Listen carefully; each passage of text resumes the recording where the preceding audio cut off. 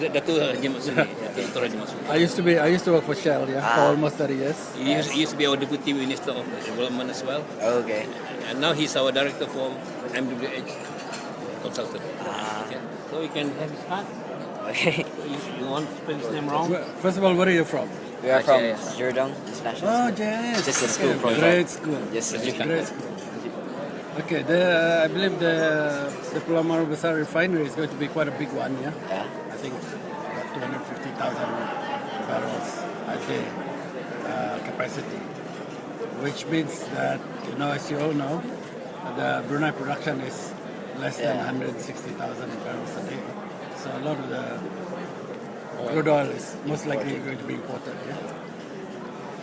In terms of your question was how many jobs will it create? Well, okay. The construction phase, there will be a lot of people, hundreds.